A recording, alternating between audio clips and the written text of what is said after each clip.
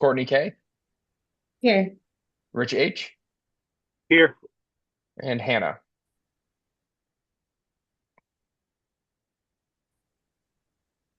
That's 11 present. Excellent. Thank you much. Had an enjoyable Saturday going on one of the walkthroughs with the community. That was fantastic. And I also have scoped out some new coffee places on my way over, which is great. And looking forward to having a lively discussion today. The first thing that we have on the agenda is to vote to approve the meeting minutes from our February 2nd meeting. Move to approve as presented. Is there a second? Second. Excellent. Thank you, Daniel. Uh, Sean, may I ask for, or any discussion? We've already had a vote. I'm getting a little out of order here. Sean, can I ask you to call the vote? Yes, Emily, Yes. Mayor Wilson, Yes. Rich Raish, Yes. Ruben, Yes. Ed, Yes. Daniel, Yes. Eric, Yes. Andre, Yes. Jesse, Yes. Courtney K, Yes. Richard H. Abstain. I was not present. All right. Anyone else who joined after the original roll call? All right, that's 10-0-1. Excellent. Okay. Next, we'll move to new business. And the first order of that is to review the project schedule. I'm going to pass it over to PMA or Perkins Eastman. Help me out. So I have the overall project schedule as part of our presentation. So if you Sounds want me to great. hit that, then I will. It's off to you, Lisa. Thank you. Great. Where's the share button? Do I need permission to share, or should I be all set here? And while we're working that out, I think Suraj is in the participant lobby. There we go. I will add him to the attendance. Thank you.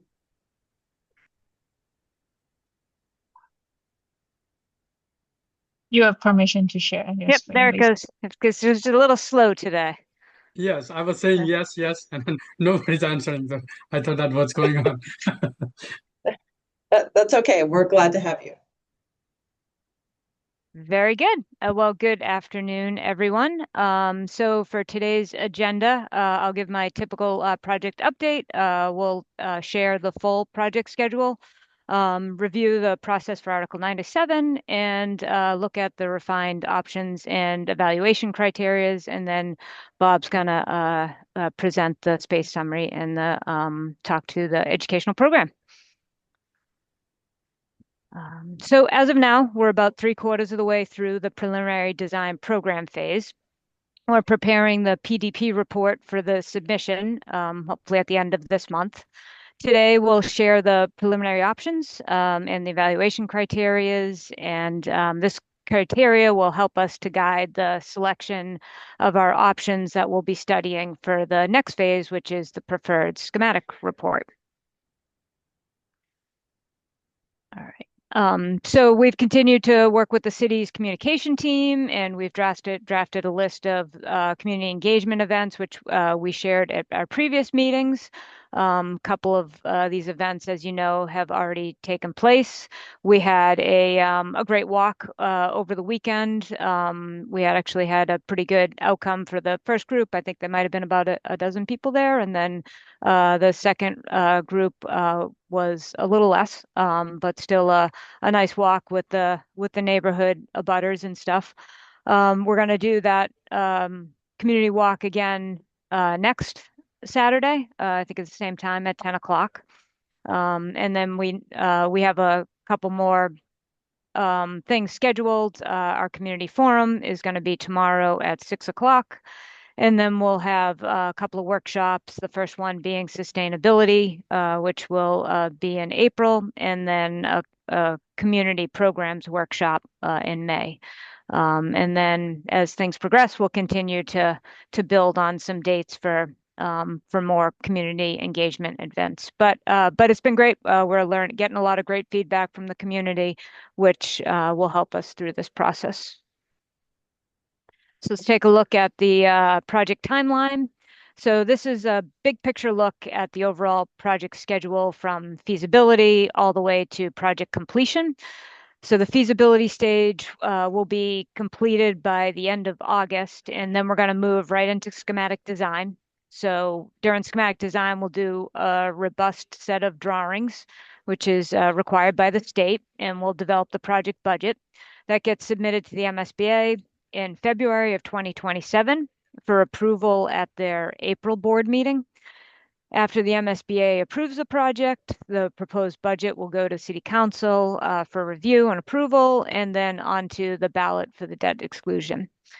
So if the community approves the project in June of 2027, then we can begin design development phase and prepare for early bid documents for the abatement and demolition of the existing school, probably by the fall of 2027.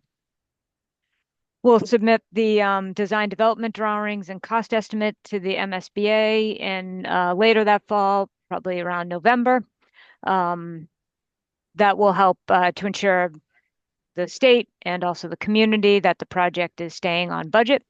So these drawings, the design development drawings, we'll have more detailed information. There'll be a lot of input from the users and city departments as we work through that phase of design.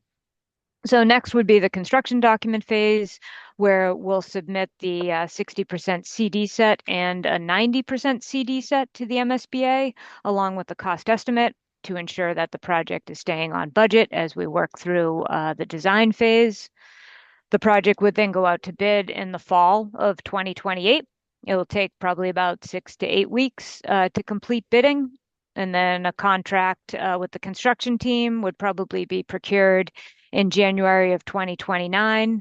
And then the construction of the new school might take about 2 years to complete, which leaves us with a possible mid-year move-in, maybe in January or December of 2031. And then from there, we'll work on closeout items till the end of that school year. So, any questions, comments? Sorry, didn't get off mute quick enough. Courtney? Thank you for putting this together. It's helpful to see it all outlined. I'm curious about a couple of things. Could you, I'll say them all, but one, could you say again when we're going to get price estimates and who would be doing that if we're going out to bid at the end? Two is, do you think there's any room here where you feel like this is kind of giving you, as architects, enough room to get the work done, but really CDs between February and November feels like a lot of time? Is that a place where you might be able to find some savings? And this all is also predicated on the vote being in June, but it doesn't mean it will be in June, right? So that could push it off. Yeah, I'll kick this off a little bit. Yeah, there's a couple variables. So in terms of cost estimate, one estimate comes in from the cost estimator that works with Perkins Eastman, right? So they're already part of the design team. And that needs to be vetted before the vote, because you are voting on an actual amount of money, right? So I think timing wise, that's something that is important. And then I will also say, I think in terms of CDs, there is a lot of time. However, there are also moments and critical things that you want to build in there so that you continue to get cost estimates while you're in construction documents. And we need to make sure that we're still staying to that original number that we've decided along, right? So it's not, I would love that design is always sort of a straight line. As you know, it's not, it's iterative and we have to go over it. And I think making sure that we have the right amount of time is important. That the one thing I will say is this probably will change. So Lisa, I'm trying to, at least frame the question a little bit. Now I'm going to hand it over to you. Yep. No, great. Thank you, Emily. I appreciate that. Yeah, so just to clarify, I wanted to make sure that the estimate part you were asking the question on was throughout the whole process, we'll be we'll be checking the cost with our cost estimator, and PMA will have a cost estimator as well, in which we'll reconcile at each one of these phases when we go through the submission. When we get out to bid, that bid period from the 6 to 8 weeks is all based on uh, depending on how we bid it. If we end up going design, bid, build with a GC, there'll be a phase, obviously, where we have to, well, regardless, we'll have to get cost estimates from the filed subtrades, which would either then go to a construction manager or to the GC for them to continue bidding. So that's why that phase is kind of like a 6 to 8 period of time. But at this time, we don't know who those contractors would be. As for the construction document phase, another important thing, we do have a bunch of submissions that have to go to the state, but we also want to build in time for QA QC and to make sure that our documents are properly coordinated with our consultants and with the city's departments as well, so that will give us a nice tight set of documents to go out to bid with and reduce any type of errors or change orders that might happen during construction. So, And Lisa, just to clarify, you'd said PMA will have estimators to reconcile at PSR and SD, not at PDP. okay, but that's correct. Yeah. The Okay. PDP are preliminary, very rough square foot estimates. Yeah, I just want to make which we've sure done that there's 3 phases we're talking about here. 2 of them Yep. have secondary estimates or DD and CD will as well, but the PDP does not. Right. And then if the the city determines that that June is too soon, because we'll have just gotten all that approved, then that will just push everything out sometime, correct? Correct. And how about the construction time period? Is 2 years typical for a school this size? Yeah, I mean it's possible they and sometimes it depends on weather, right? We had projects over the past couple of weeks that got buried in 3 feet of snow, so and anything can happen. But Sean, I'm sure you've seen most of school projects around this size maybe come in a little less than 2 years. Yeah, I'd say probably, you could probably push it to 18 months. The issue then is you might be setting yourself up for delay claims when anything goes wrong, someone's looking for more money. So I think at this point, from a planning perspective, we're better off giving the full 2 years. We also have to demo a building and prep site work, and it is a very small and particular site that we're working with. So I think at this stage of the game, 2 years is the appropriate amount of time to hold. Yeah, I agree. It's appropriate. We also like to make sure that we have the time at the end of the project to flush out the building before students move in, which is part of our lead points as well. And then one last thing, this also assumes that we do get approval to do this building at 115 Sycamore if Drumfield has to come up. Article 97 gets added in, which is right, and that would push this out further. I would think it depends on how early on that decision's made. We're thinking that decision is going to be made very early on, and that but we would need to probably have the land, or at least know that we'd have the land in order to really get into DD. I don't think we really want to start designing a building on a property that we don't have title to. Right, thank you. Okay. Well, with that opening, I will talk a little bit about the Article 97 process, which would be required if the new school were to be built at Drumfield. So this is the process to rebuild the open space that would be taken from the new building. So the process could take roughly a year to get final approval from the state. And we really couldn't begin the process until we have the preferred option selected, which would be at the end of August.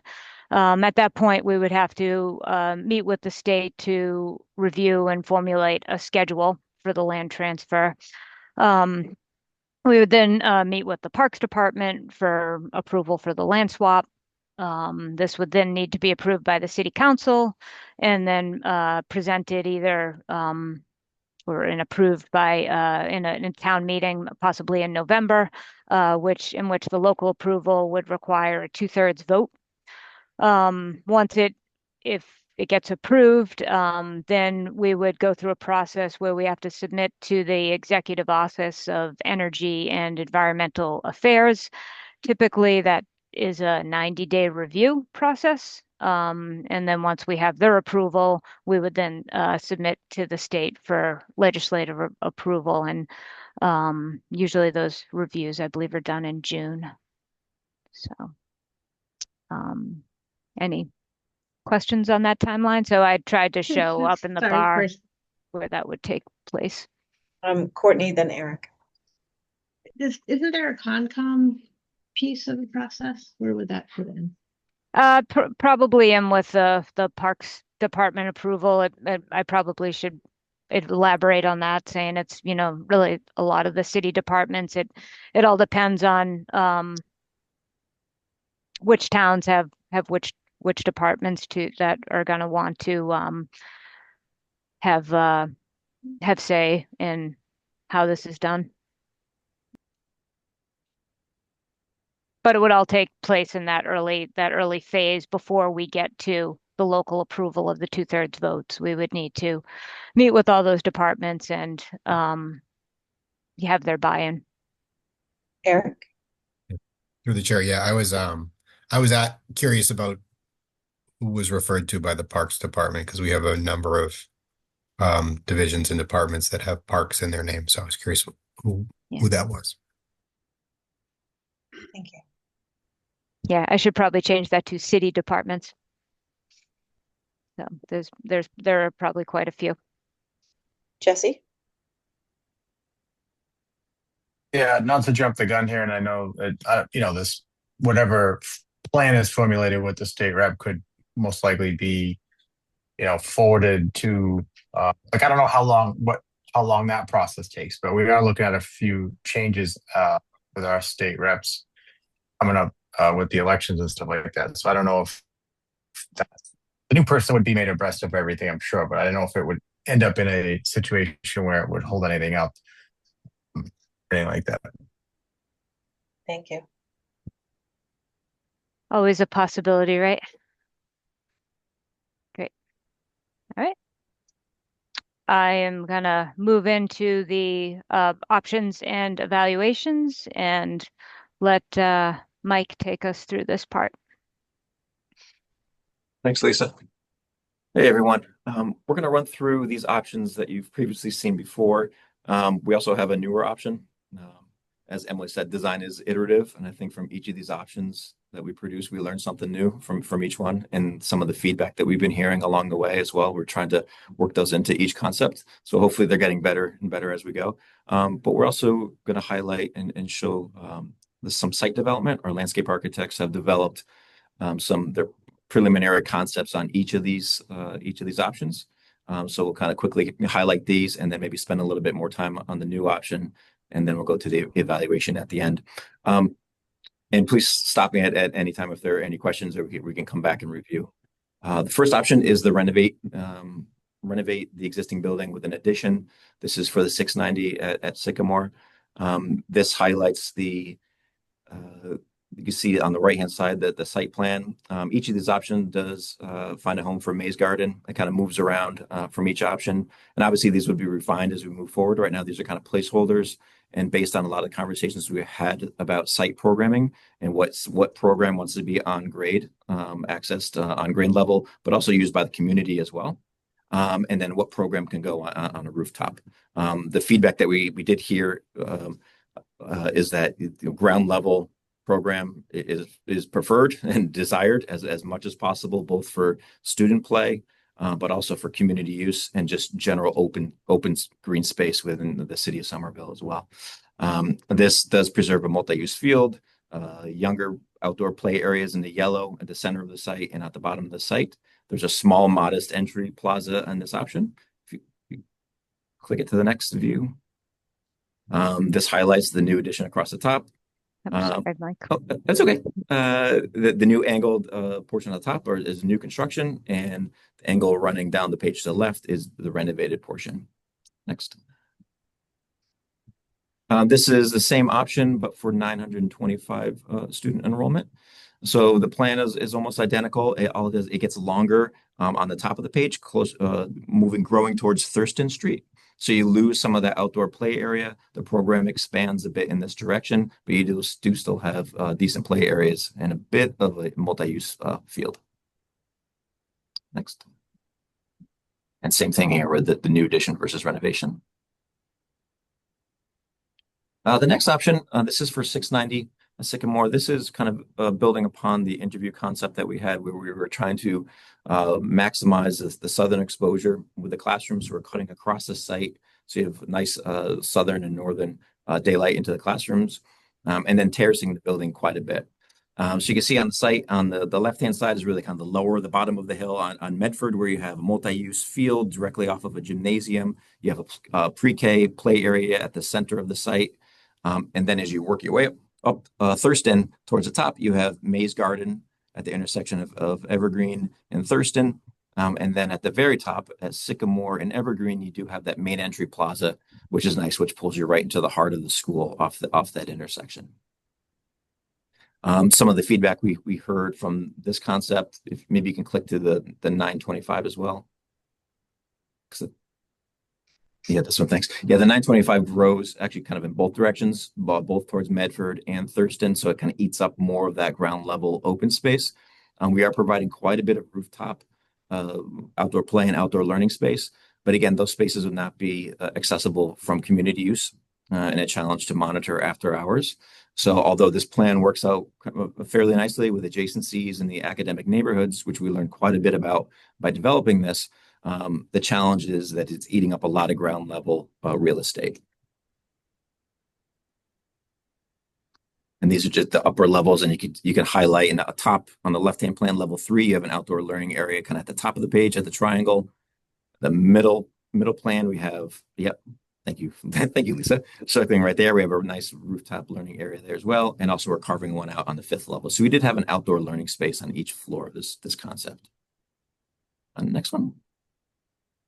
So I believe we shared this last time we were with you. So we went back, and some of the questions were, can we push more of the bulk of the building towards Medford Street in an effort to try to open up more free space and ground level space along Evergreen? And this was our first pass at doing this, where we have the gymnasium and the cafeteria kind of on grade level that you can access off Thurston. So the existing multi-purpose field would basically remain in the same location, and you can walk right into a common lobby, which serves both the gymnasium and the cafeteria. And then all the academic spaces would be lined up along Sycamore Street with one kind of consolidated rooftop outdoor learning and outdoor play area, which can be accessed from the academic neighborhood, but also the media center as well. So go to the next slide, please. So this one's getting there. We had a full-size multi-use area. I think the access and relationship from the CAF, the two assembly spaces with that large multi-use field worked out really nicely. So I think we learned something about this concept. We're also holding the building back enough so we can create that outdoor play area along Medford Street with direct access to the youngest learners and outdoor play area here. We still have a nice corner entry off of Sycamore and Evergreen. So that entry location seems to make a lot of sense as well. But if you click it again, maybe go to the 925 option. So this one, the 925 option, which seems to be this is the population most likely that we've been leaning towards, the building gets even longer. So it eats into that play area, that yellow space on Medford Street. So that seems like a challenge. Also, the academic wing seems to be getting quite long. We're showing some articulation in the plan. You can start to see it on level 2, which kind of a placeholder, right? I think we can do a nice job of creating some architecture and designing the building so it doesn't feel like a really long corridor. By the end of the day, it is a long corridor. So from this concept, we developed the next concept that we'll share. And I think it combines a lot of the thinking, maybe bits and pieces from the previous 2 concepts. And this one really maximizes, it's probably one of the most compact, I think, building plans that we could develop, but doesn't compromise any of the educational aspects of the building and the layout, right? So what this does, essentially preserves all the open space that currently lives off of, or very close to, along Evergreen. So at the top of the page where you have the main entry, that main entry arrow, if you're walking on the sidewalk on Sycamore and Evergreen and walking along Evergreen, you basically walk directly onto the roof of the cafeteria. So that would be an accessible play area, outdoor learning area, accessible to the community after hours. Well, safe fencing. So it's a nice, safe, open space, but it will be accessed and accessible for all community members. Also, same thing with the multi-use field. The multi-use field would stay at its current elevation, obviously enhanced. And just like the previous option, you'll have direct access from your cafeteria and your gymnasium right out to the multi-use field. Or you go up one level and you're onto that play area right on Evergreen. We're also able to carve out a dedicated pre-K and play area on Medford Street, as well as one or two areas of modest rooftop learning area throughout the building. So, and something that the kind of sawtooth edge is kind of a gesture right now. We're trying to accommodate and address kind of the exposed solar exposure of some of those classrooms. So the big angle cutting across the gym gives us a nice southern, almost directly southern access to the solar path, which is great, which is desired. And maybe those classrooms along the eastern front can be articulated. So we have nice southern exposure, and then also create some nice articulation within the building. So maybe next slide, please. So this is the lowest level, again, on Medford. This is on grade at Medford. So this could be the youngest learners, your pre-K and K, where they would have direct, secure access right outside of their academic neighborhoods. And as you work your way up to the building, we'll start on the right-hand side, because this is really the main level. So the main entrance on the corner of Sycamore and Evergreen, which seems to be working out really nicely. You still enter right into the heart of the school, right into the main lobby. You have the pink space or red space is your administration, nurse guidance, again, right at the heart, right at the main entrance, right at the front door. You have community space, again, right at the center of the school. And then you can go down an elevator or down the open stair, which takes you to the cafeteria and gymnasium. So there's a 2-story volume, kind of a celebrated space right at the heart of the school, which connects, the front door, your gym, your caf, your community space. So it's kind of a special celebrated space. And again, you can see those dashed arrows on the right-hand side leading to the rooftop play. So it can be directly accessed from the building out to the play area, or directly accessed for the community as well after hours. This concept also allows us to stack grades vertically. Some of the previous concepts had them horizontally. So we had pre-K and K on the lower level, grade 1 on the plan on the left as you work your way up the building. Level 2, you have grade 2. And if you click the next slide, you can see how grade 3 is located here. Oh, actually, the labels didn't transfer over. Imagine if grade 3, 4, and 5 were on that bottom leg, right? And then 5, 6, and 7 were on the triangular piece on the top. So all the classrooms are accommodated there, so they can stack either horizontally or vertically throughout the building. So there's some flexibility as far as how the building is organized. You have the media center, again, right at the corner, right at the nexus, at the heart of the school, which is celebrated as the academic hub. And then we're starting to carve out, faculty spaces. So we're thinking about supervision, passive supervision for faculty and support spaces. And then that jigsaw shape there, which obviously is just a gesture right now, can be refined and not only kind of serve a purpose on the exterior and how the building performs, but it can really create some interesting articulation on the inside for breakout spaces, and as well as kind of breaking down that scale of these academic neighborhoods. Next one, I think that's it for. Let me run through these and then we can come back to that option for any questions. And then the Shrum. Our landscape architects developed this to the same level for comparison. The site is just very, very tight. This is the 690, internal outdoor learning courtyard. You do have community, gym, a cafeteria. You're not dealing with the severe grade change like we are at Sycamore. So everything it's relatively flat, and you have a nice kind of on-grade access to all these community spaces. Delivers our challenge on here. Your outdoor play areas are very close to the road. It's a bit of a challenge. If you click to the 925. Thanks, Lisa. So this one, it grows. It's an identical plan. It just grows towards the baseball field and both wings. So the classrooms and the cafeteria get longer, and you're almost right up against the outfield fence on this one. Could it work if this was the only site? I'm sure it would be a challenge, but it is tight. We do have the criteria that compares all these options. But if we want to go back to the new option, I'm happy to answer any questions or hear any comments.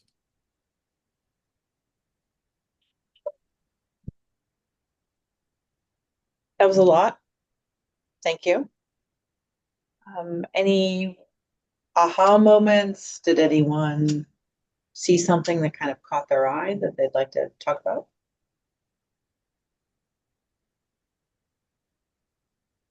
Courtney. I was trying to give someone else a moment before I chimed in again, but since no one raised their hand, thank you to the team for really taking the comments that we had about pulling the building back closer to Medford. I think that really feels like a huge improvement on all the options. I'd be really excited to see this. I think it's really great the way the play area back on Evergreen is at grade, even though above, part of the building. We're used to having it terraced, and thank you also for having Nate's Garden and all of these options. I really personally appreciate that. I know the community has been wanting to see that too. So I'm excited about this possibility here. Awesome. Daniel, then Eric. Thank you, Madam Chair. I guess my initial reaction to seeing the option 4, the new option, was that we going back to the beginning of the process, kind of the phrase we talked about was making a big school feel small. And my first initial reaction when I saw the new example was it kind of looks like a big school that just looks big. And we have to acknowledge, especially with moving the Brown population in, we're going to need more space. And I guess maybe it might be option 2 where it kind of snakes around. That it's more spread out. We lose some of the play space on grade. That's true, but we have to acknowledge that we can't have both things. So, I mean, I appreciate obviously this is still new and we're going to have more. But my initial reaction seeing what this was, we're kind of getting away from that idea of wanting to make a big school feel small by just stacking and trying to save the footprint on the exterior of the building. I will say one more thing. I do like the jigsaw kind of design. I know it's early in this thing, in this rendering. My question about it was, I think, 3, where you mentioned the long hallways from a safety and line of sight perspective. Is it ideal to have these? You still have line of sight where you have a little more definition, whereas in 3 there was nooks and crannies, and from like line of sight school safety, I know we're not there yet, but I prefer like something in 4 to where you still have some, it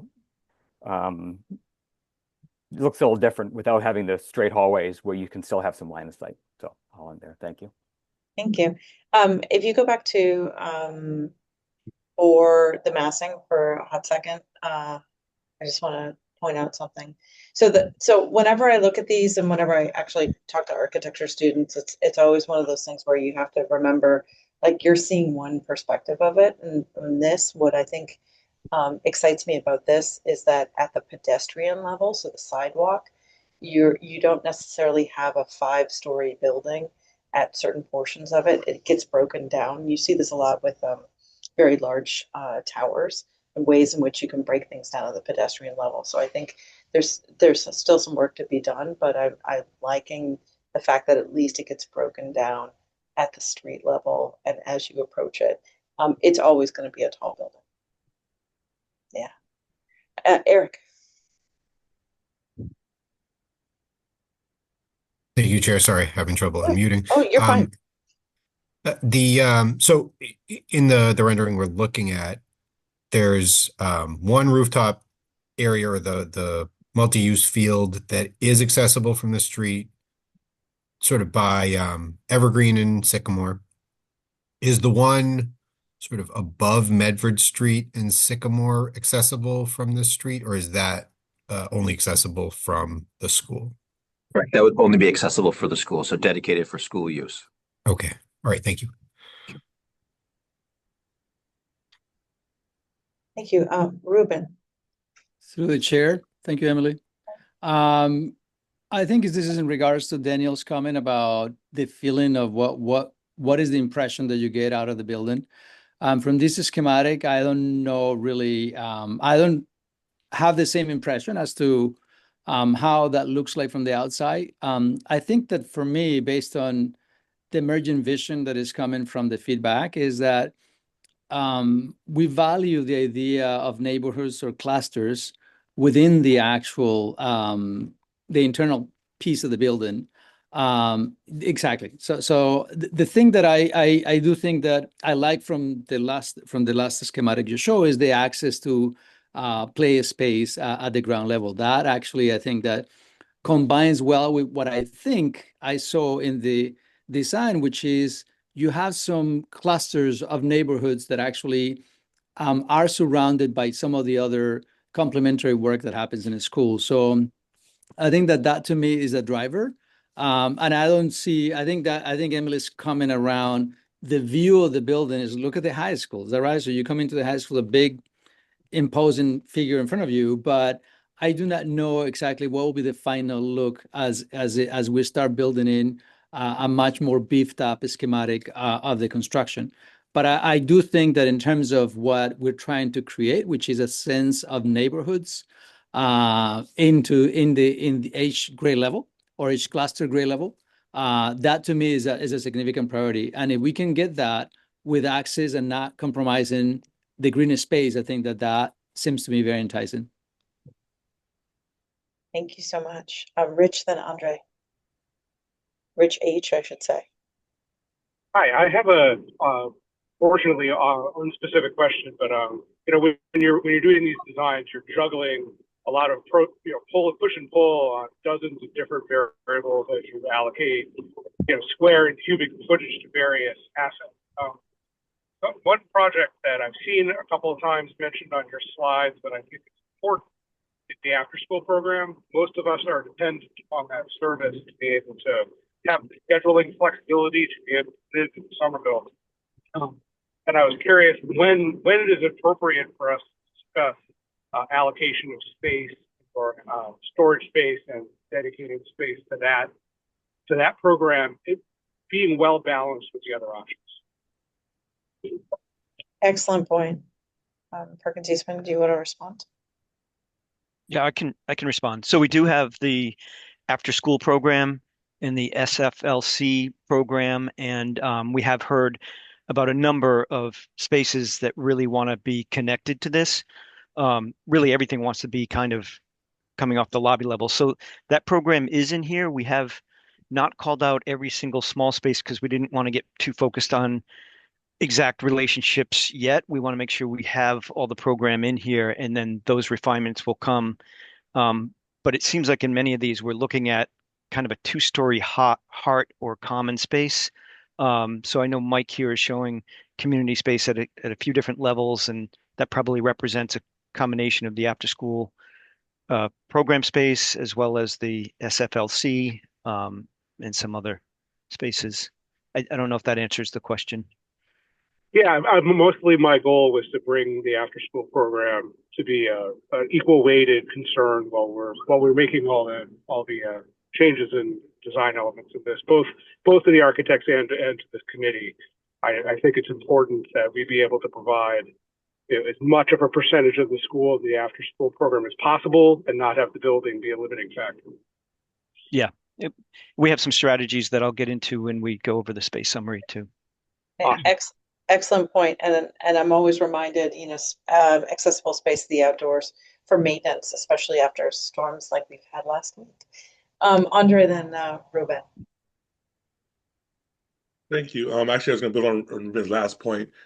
I'm not going to say that I am not concerned about the outside footprint, but when it talks about the idea of making a big school feel small, that was always an internal student experience feeling, not so much like the neighborhood. So if actually taking up more space makes it easier to build that human scaled student scaled interior, that to me is a trade-off well worth making. Um, I think, yes, I'm sure if you're the neighbors, you're concerned about the size of the footprint, and as an elected official, I have to be concerned about that. But the first and foremost priority, I think, for me is making sure the school feels accessible and approachable by the students on the interior. Well said. Hmm. Ruben? Through the chair, I noticed that one of the emergent visions around the building is also the idea of STEM or adding some form of science, heavy on the science side. I don't see any of these spaces labeled as a STEM or science lab, and I don't know if that's because it's too early or that's because it hasn't been trickled down from the actual vision of what we want to include as an alternative for a specialist, especially when it comes to the middle grades experience. So if I can hear from someone as to what is the intentionality there. Sure, I could start it, and Bob, you could talk a bit more about it. So those spaces are accounted for in this plan. So they will be part of each grade cluster. There is a program within those light blue boxes, plus the media center. So the spaces are accounted for in the plan. They're just not labeled because, as Bob mentioned, we're still we'll be refining adjacencies. But Bob, you want to talk a bit more about? Yeah. So these are test fits, and they are admittedly a snapshot in time. So they do include STE space. They include certainly science and maker and other spaces. I'm not sure if I don't think the program at the time that these were started included a deliberate tech engineering space. So there will be a few spaces that have come along since these test fits have started. We're trying to keep them apples to apples, so um, they are not forgotten. They're definitely going to be a part of this, and most of them are in here. Yeah, transition STE, science, Oh, technology, thank you. education. No worries. Acronym. Ruben, did you have a follow-up comment? I'm sorry, Jesse. I know you're in the queue. I just wanted to respond to the question around out of school time, because I thought my understanding. So the again, we are also through the actual innovation charter and the visioning process. We're thinking about the idea of being creative with the out of the school time. But one of the things my understanding is that usually the challenge in terms of the space is you always a combined space. We are expecting the kids to actually have access to facilities beyond the school hours, but the common spaces is when it gets complicated. So things like sometimes using the gym or using the cafeteria, when there are many competing interests, that sometimes it limits the access. And so a question that can build up on the question that came before was, is there a way to multiply the spaces within the confined definition of what they are to create more space for after school time? And then the second question on that is also, if we want to use the classrooms after school to strengthen the options that we have, is there a creative way to provide access to the classroom that can allow us to multiply the space for our out of school time programs? So I think I can address that. Yes, we are absolutely looking for ways to uh, create more out of school time space and try to work within the MSBA guidelines. So one of them is they size the cafeteria much larger than you actually need or will actually schedule the size of your lunches. And so that is a perfect example of space that we should grab, and we can design the CAF in such a way so that it can be um, sectioned off or, specifically so that it can be dedicated to out of school time. And but then also, the partition could disappear and it creates a larger audience space for the community and community events. We've done the same with the gymnasium. We're using the fact that there's adaptive PE to create a larger gymnasium, and that creates more flexibility and use for the community and out of school time as well. Excellent. Jesse, then Rich. Thank you. No worries, Doctor. Come on, I'm patient. So I just wanted to. First of all, I went on the second walk over the weekend, the community walk, and I want to bring some of the concerns I heard, some of which have sort of been addressed here. I know these are still early iterations, but which was the loss of the open space and the sort of some of these newer style mock-ups are addressing that with the rooftop play area. But one of the things they were concerned about was this sort of not over promising, but like the fact that we're sort of calling these the other areas potential. This is probably more for Rich and for the administration. I know I keep bringing up the St. Anne's School, and I do understand that that is not going to be a possibility. But the folks are also concerned about the putting the annex as potential green space when these people are very informed about city activities and business, and they're like, isn't the annex contingent on the 1895 building? I mean, I said, look, the city's very creative, we have a great new mayor, we can figure things out. But I think they are wondering, like, how early on can we sort of either say these areas are going to be specifically the annex going to be part of the project or not.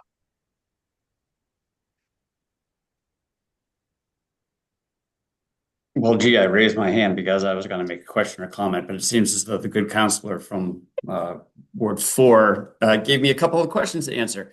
So from the top, Councilor Klingon alluded to the parish center. I did have conversations with the Archdiocese. The upshot and conclusion of that is that the Archdiocese is not interested in selling the parish center.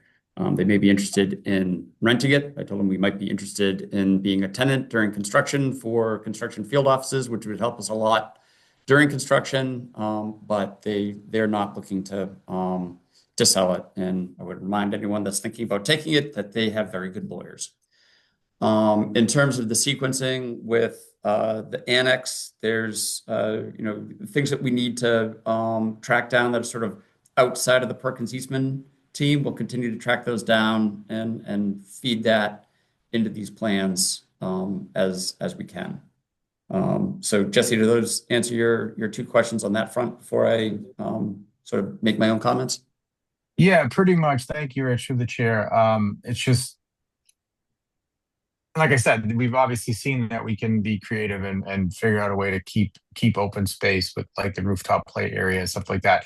But I think it was just more the concern of kind of that, dangling of the carrot, like, well, we have this space, but do we really have the space was the concern. So I guess, I don't know if that makes the folks feel any better or if we should just take these things off the table and because if it creates the illusion that we potentially have more space, but it's not really committed and we don't really have the space. Yeah, clearly we have some work to do. We'll continue doing that work. But I, for one, am cautiously optimistic. Being a perennial pessimist, you can take a little bit of solace in that.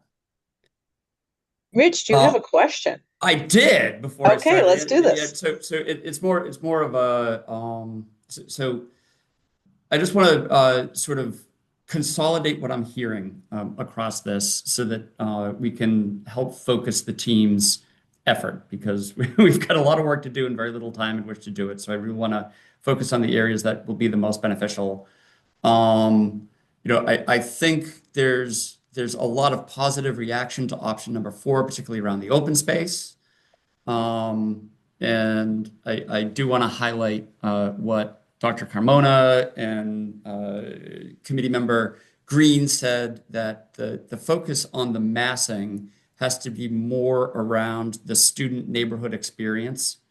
And it does seem as though there is more opportunity for that in option number 4 than option number 3. It doesn't seem like sort of the solutions that could be imposed on that long corridor are terribly elegant, whereas option 4 seems better. So, of the two for further evaluation and progressive elaboration, I think 4 is the area to focus more on than 3. I also think, while we need to document the ad reno for MSBA, I don't think it's a very great idea, so we probably don't need to spend a heck of a lot more time on that. I do want to say that I don't want to lose sight of the opportunities in two, which was sort of the original new construction. What we are not going to be able to do at this stage is the energy modeling. That would come later. But I think the community and the city is very interested in the performance of this building, and will there be a delta, even with that sort of sawtooth jigsaw, versus the full southern exposure. And I also think that option two here has a lot of that possibility for the internal neighborhood experience. So I, for one, don't want to abandon two quite yet. I think there's still a little bit more evaluation that can be done there, but at least that's my perspective on it. Thank you. And then I just want to remind everyone about the timing of this. We are in the PDP, right? And we're generating, or I'm not doing the work. Perkins Eastman is doing the work. My apologies. Perkins Eastman is generating options based on the feedback that we're giving to them, and also meeting the MSBA requirements. This will be submitted as part of the PDP, and we will work after the PDP is submitted to select our preferred schematic selection, right? And that gets submitted in August. I'm hoping that we can refine it down much sooner than that, so Perkins Eastman can do the documentation and the work that they need to do. But Rich, I appreciate you talking about number two, because it reminds me that we're not making a decision tonight of which ones. We're discussing the pros and cons and providing feedback.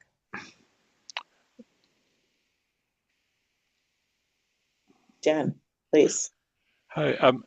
Yes, I think that that it's a good point about the energy, and I think along with that is the daylight impacts for education, not just the energy. But I think we can get onto that fairly quickly, particularly if we're looking at a couple of options to study as opposed to 10, say. So I think we can get Rich some feedback on that in fairly short order.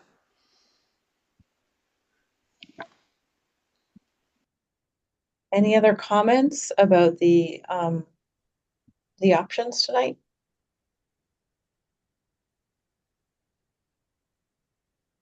Yeah, can you remind me why I don't see 4A? Oh, why is there no 4A?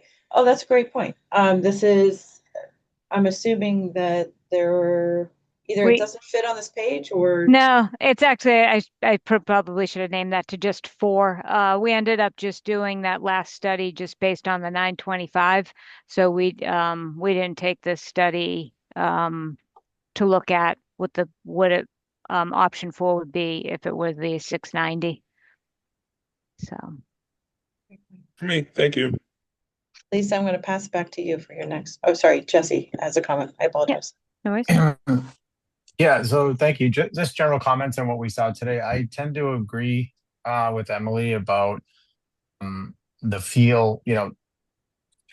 I'm really torn at this point because I had a pretty strong reaction to the sort of the changing of the whole like east-west versus north-south layout of all of the classrooms. Like I said last time, as somebody who went there, but the trade-off being those open spaces. I'll leave the inside to, although I do agree with Dr. Carmona that, the high school seems big as you're walking in, but it doesn't necessarily have a big, it doesn't feel like it's huge when you walk in. So, but I'll leave all the inside programming to the professionals.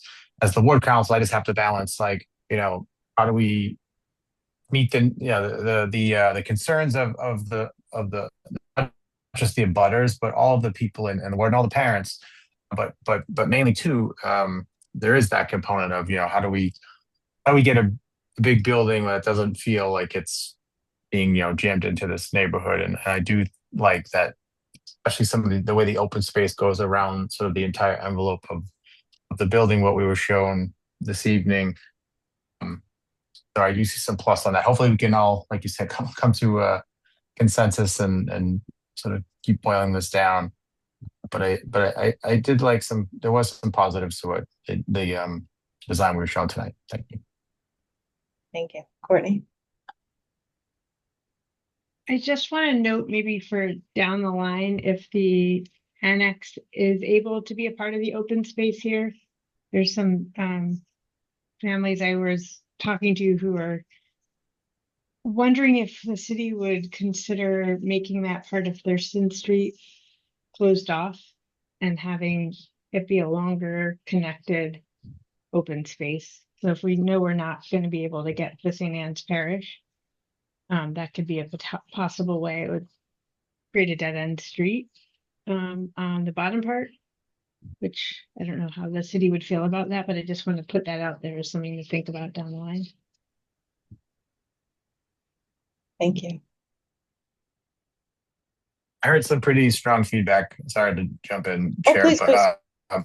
about making the street a one way. Many of the people in the area did not like that. Although I agree, maximizing the potential is really important. I think that we're going to have to really have those hard conversations about traffic engineering and so on. But I can put a plug in for in the meantime, while construction is happening, some of the parents will, like, even if they wheel in basketball hoops, into the parking lot of the annex, just to sort of suffice for those missing basketball hoops for the kids in the area that I guess hang out there and play basketball. Obviously, I can have those discussions with the mayor offline. But yeah, that's all. Ruben? Yeah, I think there's a question, and I know it's not part of the conversation right now, but making sure that the teachers have access to the building in a way that is not too, I want to say complicated, but it's more than that. I think the challenge, like right now, I'm experiencing that at the Winter Hill. When there's snow around the building, the facility, it creates a complete chaos during dismissal process and arrival. And it creates an experience that is unnecessary. So I know that we haven't discussed what is the option for parking, but that facility will have a triple or double the size in terms of people who will be working around there. So that will create a significant burden on the space around the school. Parking is definitely going to be a conversation I know we will be revisiting along the way. Okay, Lisa, I think we've got a couple more items you wanted to touch upon. Yes. So we've taken all of the preliminary options and applied them to this evaluation criteria matrix. So as you know, the column on the left is the criteria that we presented at our last meeting. The items in gray are criteria taken from the CAG report, but they all display goals and values that the new project is going to strive to achieve. So at the top of the chart, we're showing each of the building options, starting with the base repair, the ad reno for the 690, the 925, the new building options for 690 and 925 at Sycamore Street, and then also at Trump Field. So the rating system is based on the red being less advantageous, then transitioning all the way to the darker green, which is the most advantageous. So we made a pass at evaluating all of these options based on those colors, and we'd like you as a school building committee to also look at this and kind of share your thoughts on which of these goals are strongest or less valuable to the community based on each option. Does it make sense to have this feedback before our next meeting?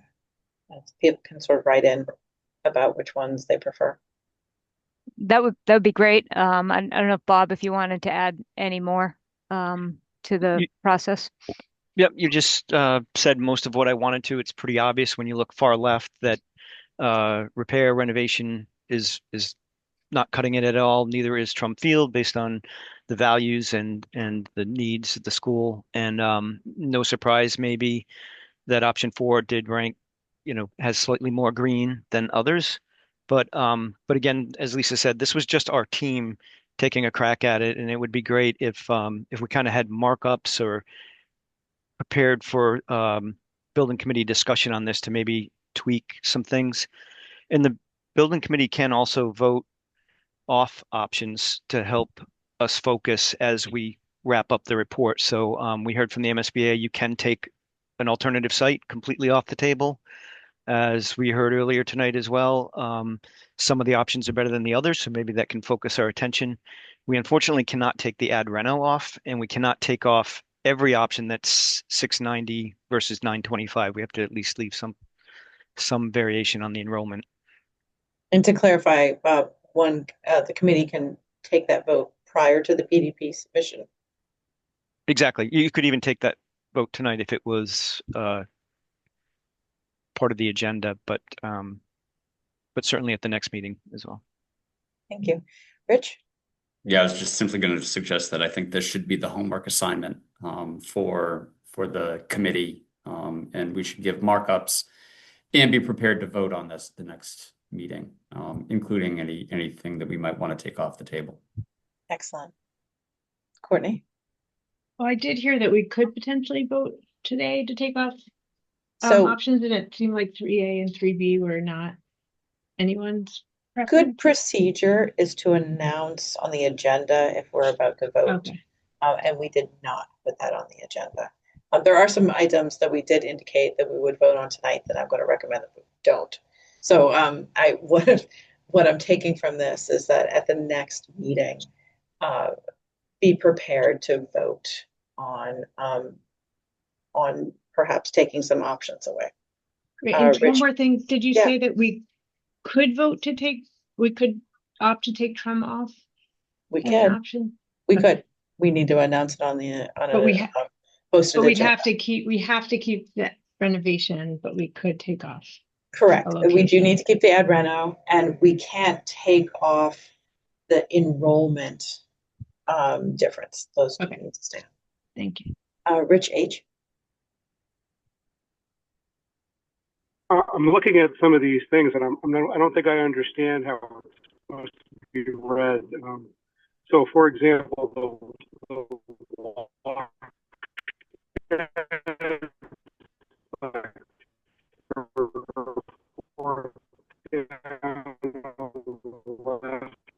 So, Rich, we're having some connection issues. How can a different? Yeah, Can you Rich, hear me now? yeah, it's coming in and out. I'll tell you what I heard, which is difficult to read this, and you were trying to explain sort of one category, and what I'll say is like the first item is stakeholder and community sentiment, and there's a pass from the design team of what they've heard between red to green of where that comes out. Does that help a little bit? I'll let you talk. How's the audio right there? You seem to be good now, so try again. Okay. I was curious about the walk shed discussion. I think it's a little weird for different versions of a school in the same location to have such very different pedestrian or walk shed accesses. I don't think I understand what that's supposed to be telling me. Yeah, excellent clarifying question. Perkins Eastman. So the ones for walk sheds that are showing green are for the 690 enrollment, which is more of the Winter Hill community, as we understand it, but maybe the city has a different opinion on it. So that's why those lower enrollments were showing as a little bit more advantageous.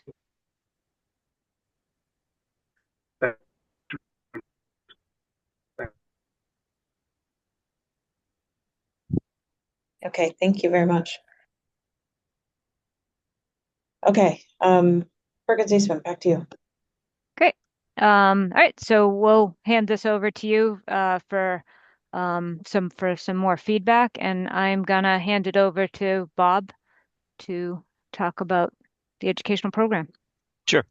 So just at a high level, I think this has been introduced, but this is a pivotal document within the PDP. This is only a draft that's developed and submitted. So just as the design is iterative, this educational program will and resubmitted in the next submission, the preferred schematic report, which will be the next phase. So what the MSBA outlines here is that the district um, address these 20 categories and describe what currently happens within the school and also what the future would hold, and really has to kind of justify in their statements the changes that they're proposing. So, for example, if you say you want to add tech engineering and other programs, that has to be substantiated by, a mission curriculum and, the staffing to do so as part of a long-term plan. So this is something that has been ongoing. It's actually coming together now. I think the visioning work that was done within the community is very important because that was kind of a kickstart to have some conversations about what the future of teaching and learning looks like. And in an oversimplification on the far right to this page, you can see that the visioning kind of 6 major highlights that came out of that were no surprise, but scale and age appropriate learning environment.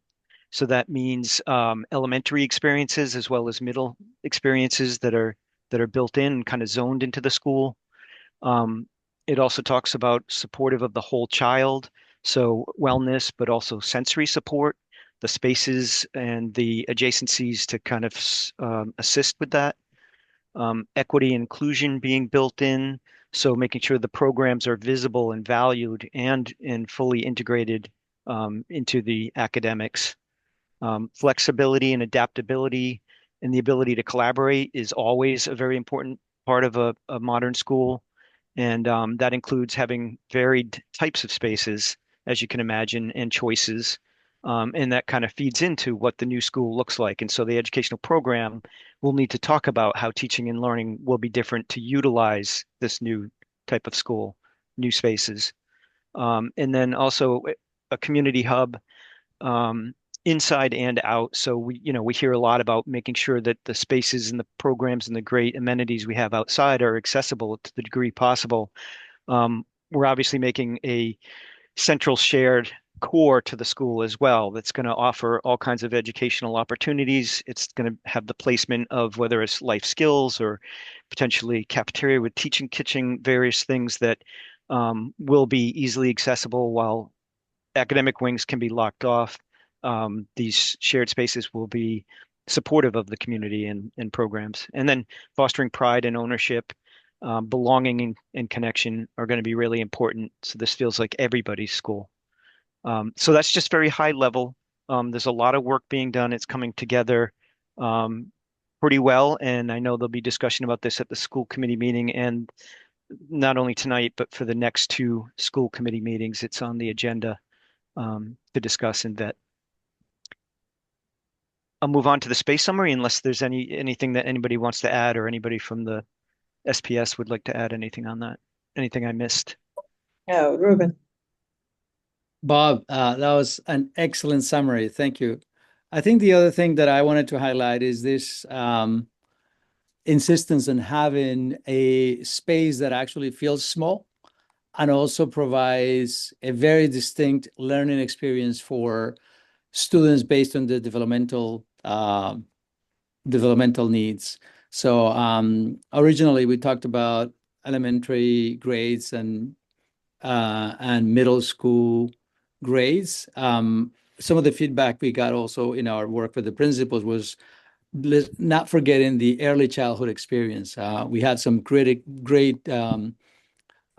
teaching and learning that happens at the early childhood, and I think that can inform also that experience. And I think part of the design also breaks it down between K and pre-K and 1 and 2. And so I think that one of the schematics actually speaks to that. And I think that we know that the different emphasis for how students interact, how students learn, differs depending on their grade level and their ages. So I think that that is something that has been consistent across the board. I also think that in order to achieve that scale, you might have to have one person leading the overall building with different systems to manage the spaces in a way, in a very tight way.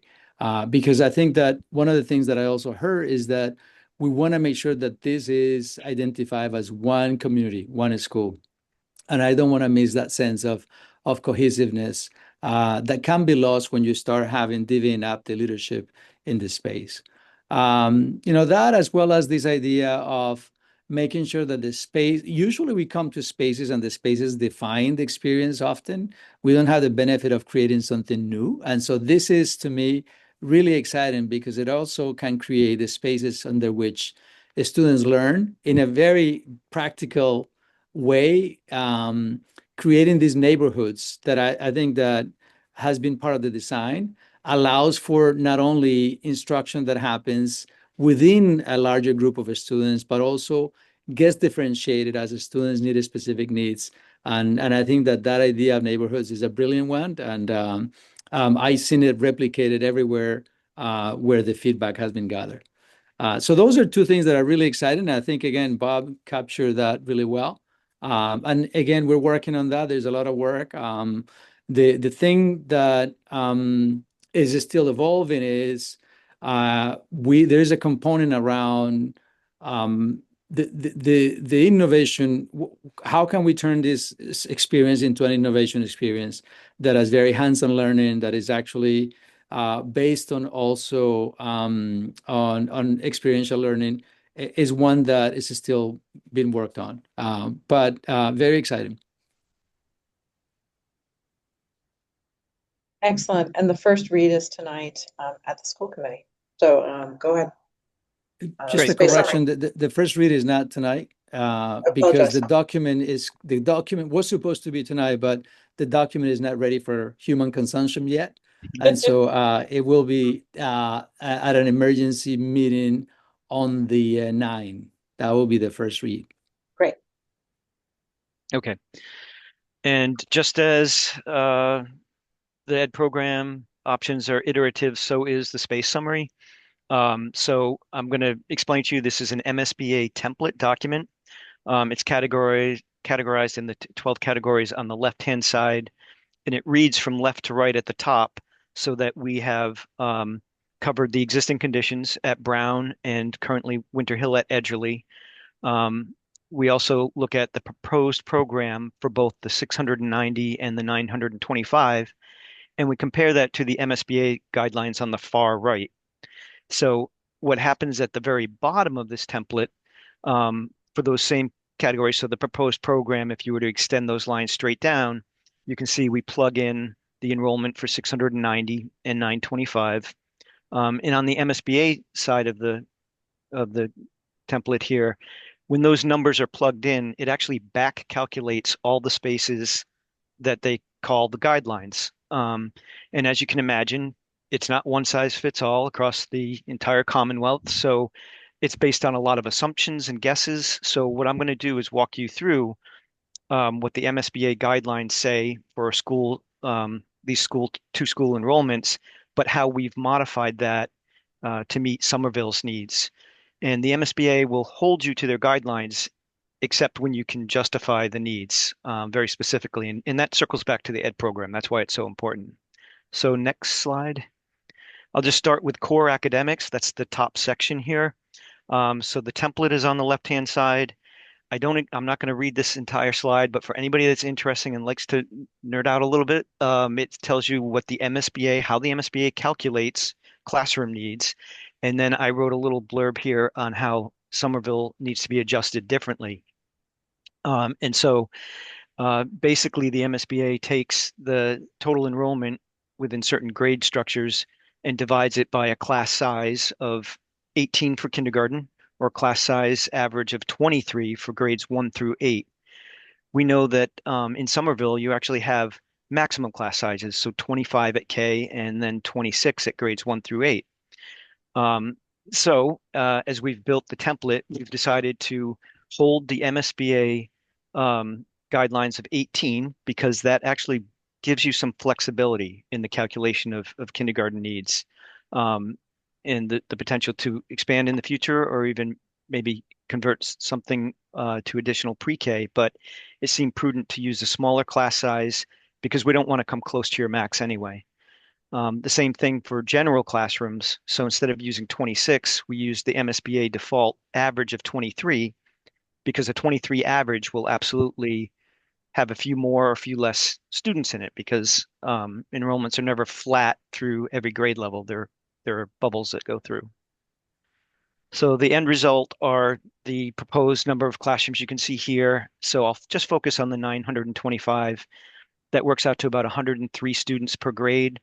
It results in 6 kindergarten classrooms, which matches the MSBA, 27 grade 1 through 6, 3 STE spaces. So they build in effectively pull-out spaces for science, technology, and engineering at grades 3 through 6.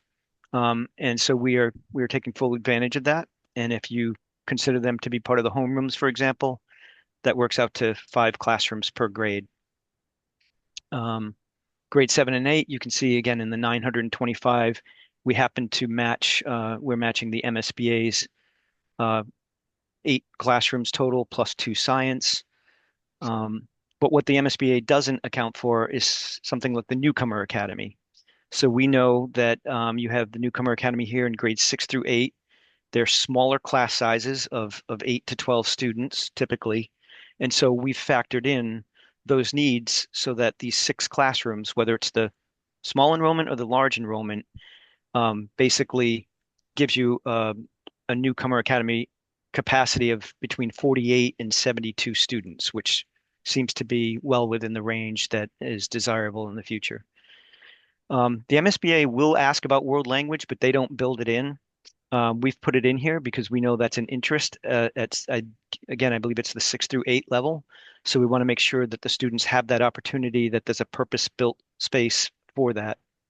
And last on this page, and the other pages will go quicker, the breakout space. So a lot of what we heard to support the students is to have, small group or small room spaces between a handful of classrooms, to have spill out and collaborative space. So we've basically built an allowance in here so that we can do that. And the ed program speaks to this. And so that's how we hope to justify these additional space needs. You can see at the very bottom, those are the totals in square footage under this category. So we are above the MSBA guidelines, and this is not unusual.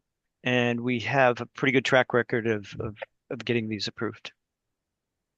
Okay, next. It'll go a little quicker. Special education, the only thing I'm going to say here is there's no sense even thinking about MSBA guidelines because with every project, we build special education from the ground up. So we've had conversations with the educational leadership team, with the special ed director to make sure we understand what you have now, but then what that looks like in the future.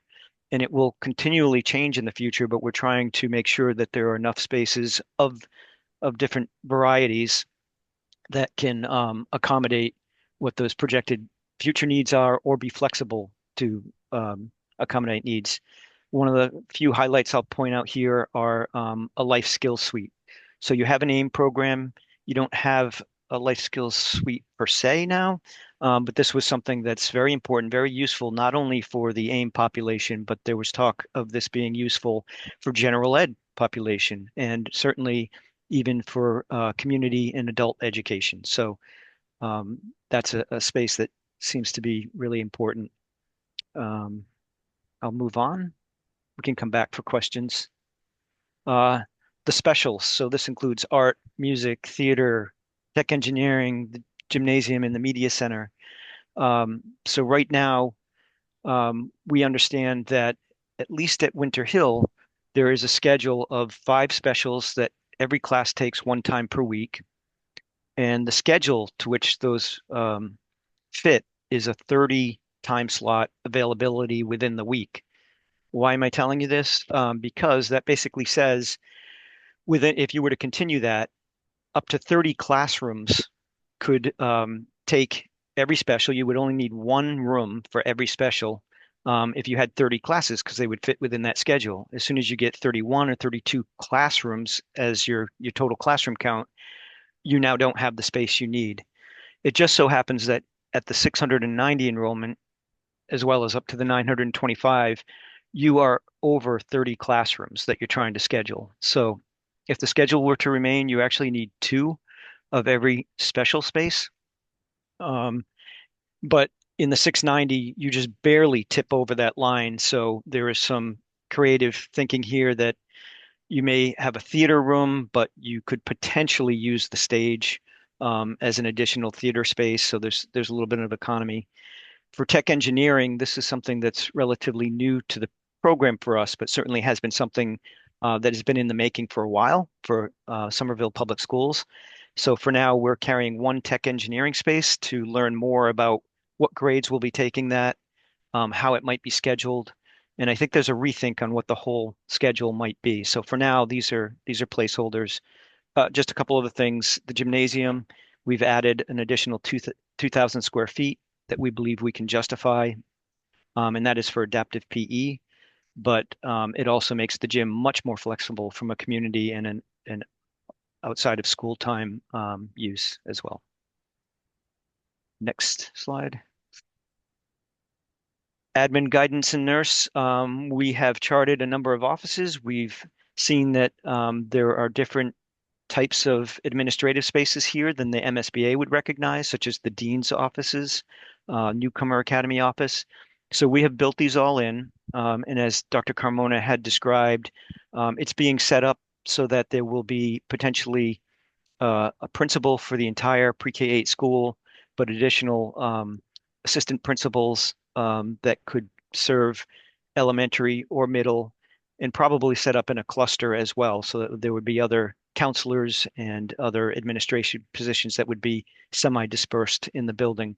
But again, this is just one variation.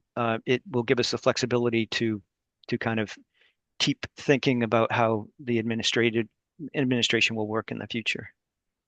And the last section, it's actually two sections. The cafeteria and food service is its own section, but I grouped it here because, as I had described earlier, the MSBA gives you a very large cafeteria. It's based on 2 lunch seatings, which you will never do. You will probably continue with 5 lunch seatings, which is 2 grades worth of students at any one time. But to adopt the MSBA's larger cafeteria, again, serves the community use, the audience for parents coming to see performances. And we think most important, as we look at everything that's in the other category, sorry, it starts at pre-K. Pre-K, a mother's nursing room, social worker space, newcomer academy, community schools, a bunch of spaces. The Somerville Family Learning Collaborative, which is a whole bunch of spaces. And then you have Becoming a Man and Working on Womanhood programs that should be, I think, the women's program is something that might be just beginning.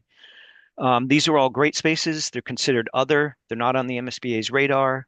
They most likely don't participate in funding. They will for pre-K, for a mother's room, probably for social worker. But they appreciate that Somerville is unique and needs the remainder of these spaces, but they may or may not contribute funds to them. We think sizing the cafeteria larger is important for programs like the SFLC, so that play group, which overlaps with the school day, can have specific space to spread out and to kind of use it as multi-purpose space. So dedicated to them at that time. So I'm sorry to rush through a beautiful spreadsheet, but I just wanted to give a flavor of what's built in and that we intend to respond to everything we're hearing with the needs. I think that's it, right, Lisa? Yep, that's it. So our next steps. Should ask for questions first. But... Yep. Sorry, you're right.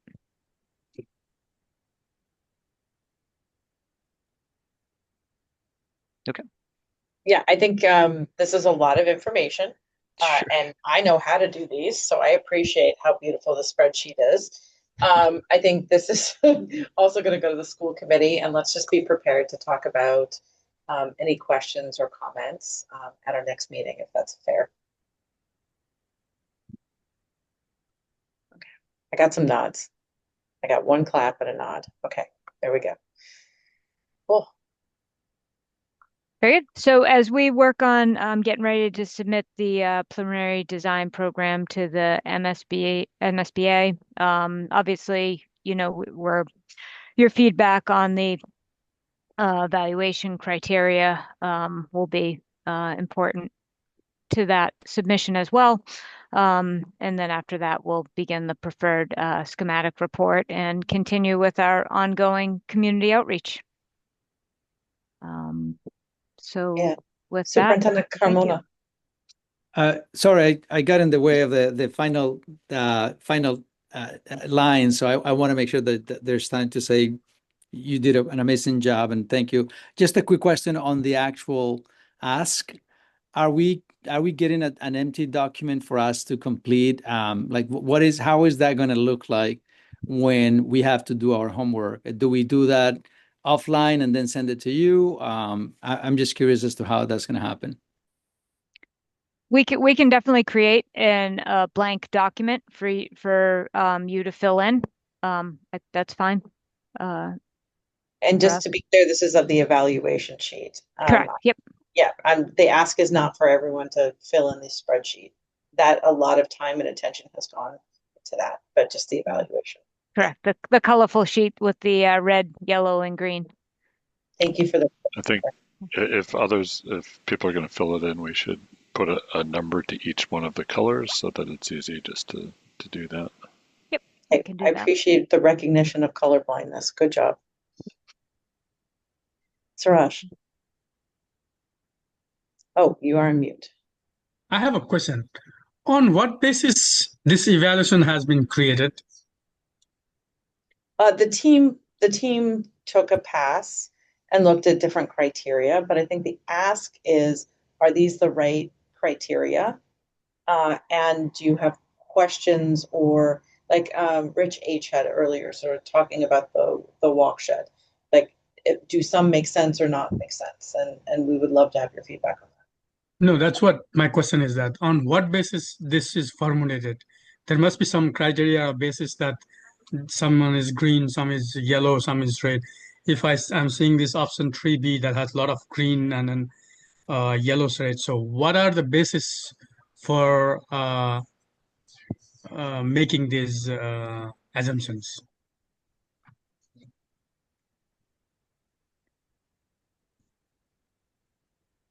Is that a question to us?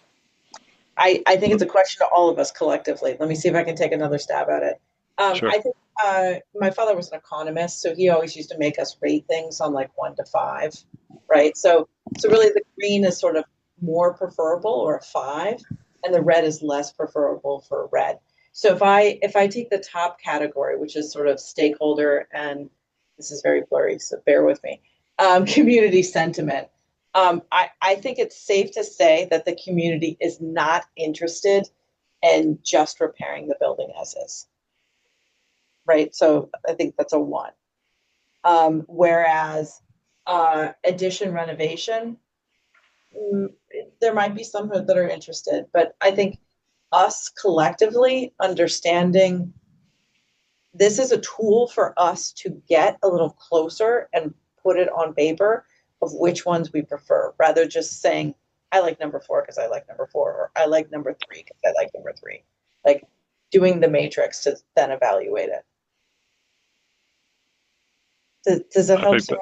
So, yes. So this is based on the input that get from the community, So, and Suraj, then outreach and everything.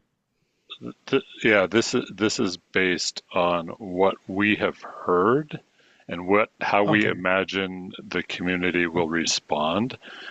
It is not scientific, even probably scientific enough for an economist, maybe more for a social scientist, who is looking at these qualitatively, really, more than scientifically, and saying, is it more this? Is this one more, positive, or is this one more positive? And so it's qualitative, but by doing that, it starts to flesh out the sentiment that this one is stronger than that one. Awesome. Thank you. Thank you for clarification. Now I got it. Okay. Thank you. Awesome. Any other comments from the committee? Okay, Rich. Rich, you raised your hand and then lowered your hand. Yep. No, Good. Okay. So,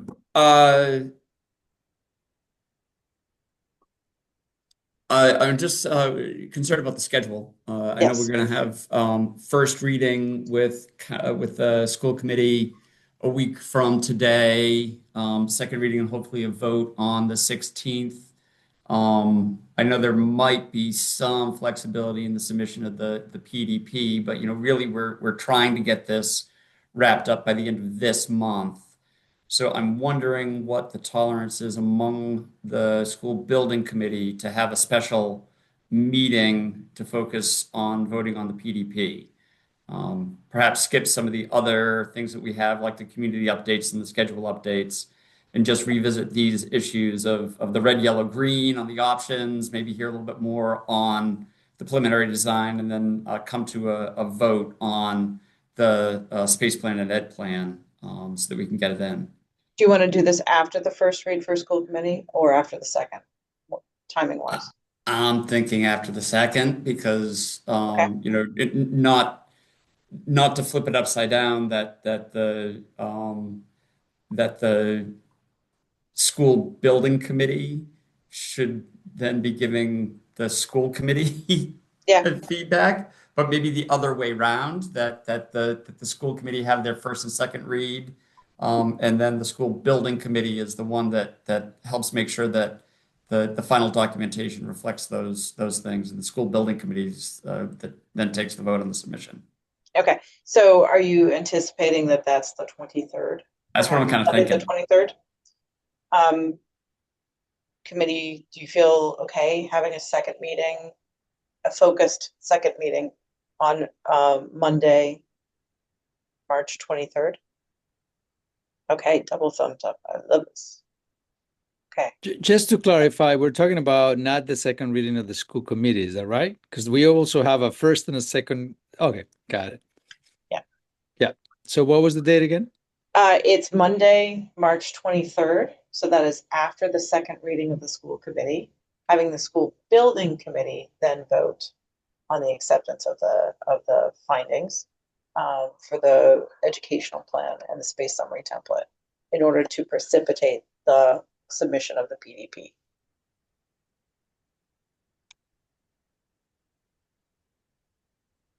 So we currently don't have anything in the calendar, is that right? So we'll create a. So do I, Andre. So do I.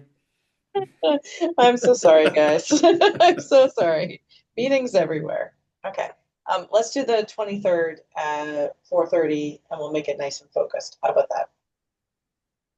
And can somebody soon, like, just to say again what the school, like in writing in an email, what the school committee's voting on, what we're voting on, what we saw, is it what we saw today? Is it?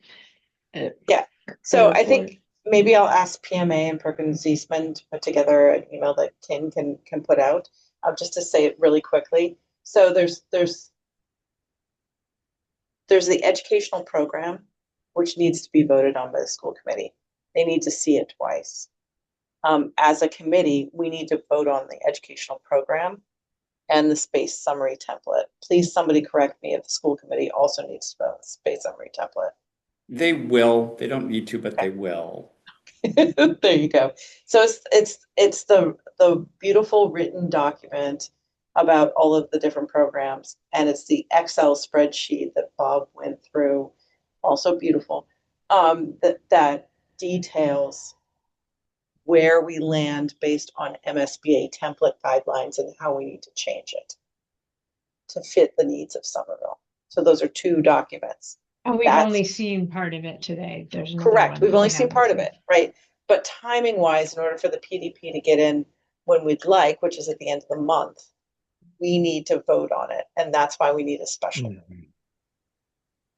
And just as a reminder, that vote does not mean till the end of time you need to stick with that. It is an iterative process through the MSBA. They do allow you to make changes to it. It's just at this point in time, it's the framework for the programming of the building. But expect that it may change for at direction of the committee as we move forward and get closer to the SD submission. Does that help clarify, Courtney? But still, I think having it in writing will be great just for all of our reminders. Okay. I'm going to move to public comment. I'll open it up if any members of the public would like to provide comment.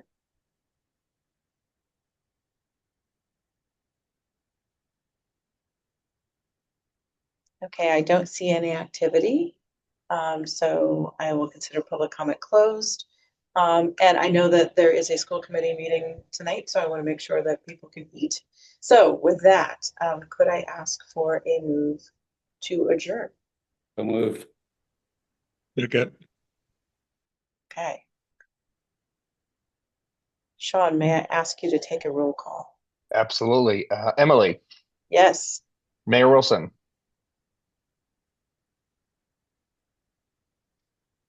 gets off. Rich Raish, Yes. Ruben, Yes. Courtney G, Ed Bean, Yes. Chris Ames, Daniel. Great. Daniel had to drop in the chat. Okay. Eric, Yes. Andre, Yes. Kathleen, Jesse, Just he had to drop in the chat. Suraj, Yes. and Courtney K, Yes. Rich H, Yes. and Hannah.